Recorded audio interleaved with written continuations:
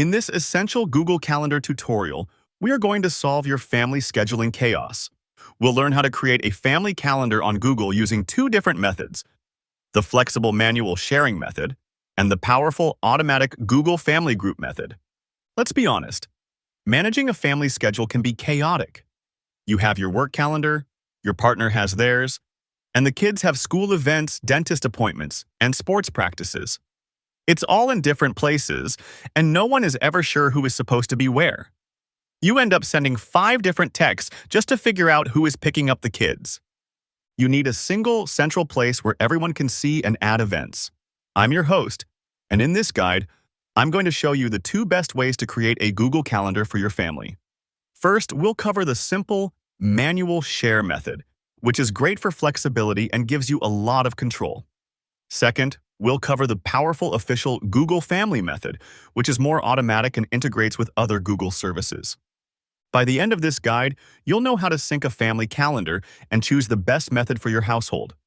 This is a complete guide to Google Calendar sharing for families, so let's get started. To get started, your needs are very simple. First, you will need a computer, either a PC or a Mac, with a web browser. While you can view shared calendars on your phone, setting them up properly is much easier and clearer on a computer. Second, you will need your Google account and your Gmail address and your password.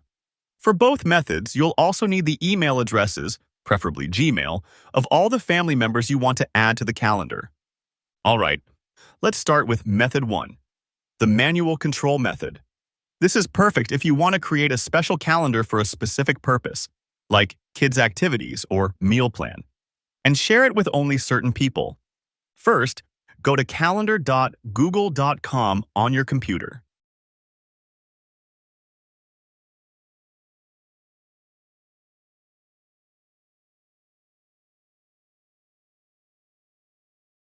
On the left-hand side, scroll down until you see Other Calendars, and click the plus sign from the menu, choose Create New Calendar.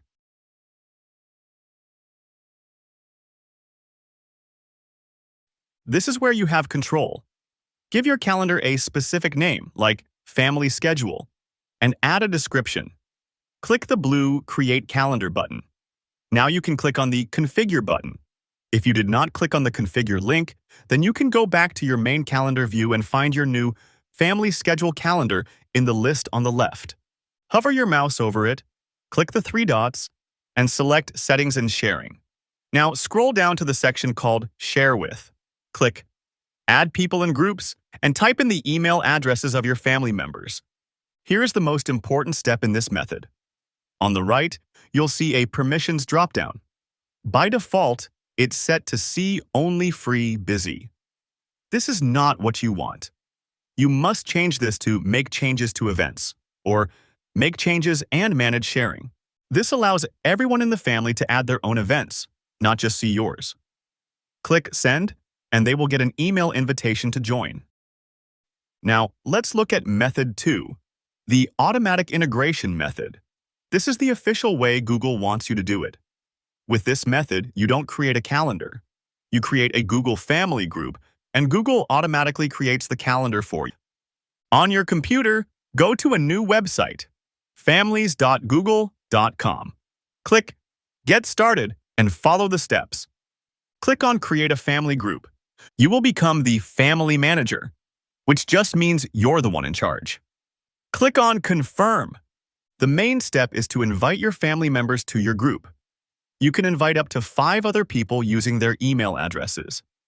They will each receive an email invitation asking them to confirm that they want to join your Google Family Group. Write an email and click Send. Here is the magic. The moment your family group is created and members join, Google automatically adds a brand new shared calendar called Family to everyone's Google Calendar list. You don't have to do anything else. It just appears. Now, when you go to your Google Calendar to create a new event, you'll see your personal calendar and this new Family Calendar in the drop-down list. Just choose the Family Calendar and everyone in the group will see the event instantly. This method also unlocks other sharing features, like a shared Google Photos album and shared YouTube Premium plans. So, how do you know which method to choose? Let's summarize. Method 1, manual share, is better if you want more control. It's great if you want to name your calendar something specific, or if you want to create multiple shared calendars, like one for kids' chores and one for family dinners. Method 2, Google Family, is better if you want the easiest, most automatic setup. It's set it and forget it, and is the best for Google Calendar family sharing because it just works. The only small downside is that you can't rename the calendar. It will always be called Family. What if you run into a problem? The most common problem is that you shared a calendar, method 1, but your family members say they can't add or edit events. This is almost always because you set their permission to see all event details instead of make changes to events. You must go back into the settings for that calendar and change its permission level. The second most common problem is a person saying, "I can't see the calendar." This is almost always because they haven't accepted the invitation email for method 1, or, more likely, the calendar is just hidden in their list. Tell them to open their Google Calendar on their computer. Look at the My Calendars or Other Calendars list on the left and make sure the little box next to the new family calendar is checked. So, we've reached the end of our guide. We've learned the two powerful ways to create a family calendar on Google. We learned the manual method, which offers custom control, and the automatic Google Family Group method, which offers seamless integration. Whichever method you choose, you're on your way to a more organized, less chaotic household. You've created a single source of truth for your family's schedule, which is the key to getting everyone on the same page. I truly hope this guide helped you get your family schedule under control. If it did, please give this video a like.